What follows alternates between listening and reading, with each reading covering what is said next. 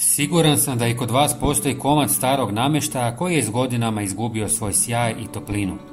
Bilo da je riječ o naslijeđenoj uspomeni ili omiljenom komadu iz dnevne sobe, vrijeme čini svoje.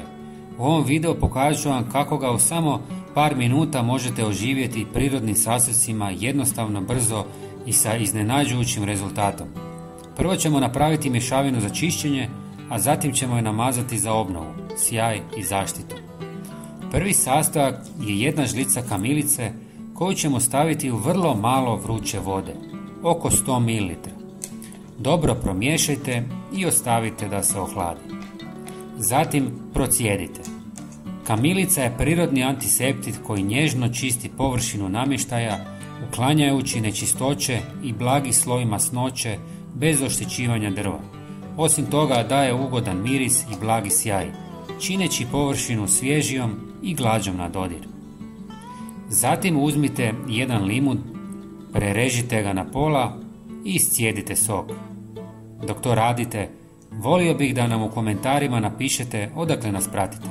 Uvijek me razveseli vidjeti poruke iz različitih dijelova svijeta i osjećaj zajedništva koji stvaramo. Hvala vam od srca na tome, jer svaka vaša poruka mi puno znači. Sada ćemo sa ovom mješavinom prvo očistiti drvo. Namočite krpu, obrišite drvo i ostavite da se osuši oko 30 minuta. Ova dva sastojka zajedno stvaraju prirodni regenerator koji uklanja prljavštinu, vraća boju i ostavlja ugodan svjež miris bez agresivnih kemikalija.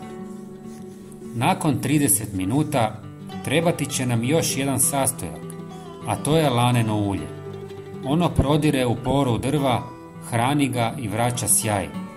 Ulje se nanosi tankim slojem mekanom krpom, višak se odmah obriše, a po potrebi nakon 24 sata može se nanijeti još jedan sloj za dodatnu zaštitu. Nakon toga obrišite sa suhom krpom. Ovaj dvodjelni postupak osigurava da drvo prvo bude čisto i dezinficirano, a tek onda zaštićeno i nahranjeno uljem, što daje najbolji rezultat i prirodni sjaj. Podijelite video sa prijateljima i vidimo se u sljedećem videu. Hvala vam i pozdrav!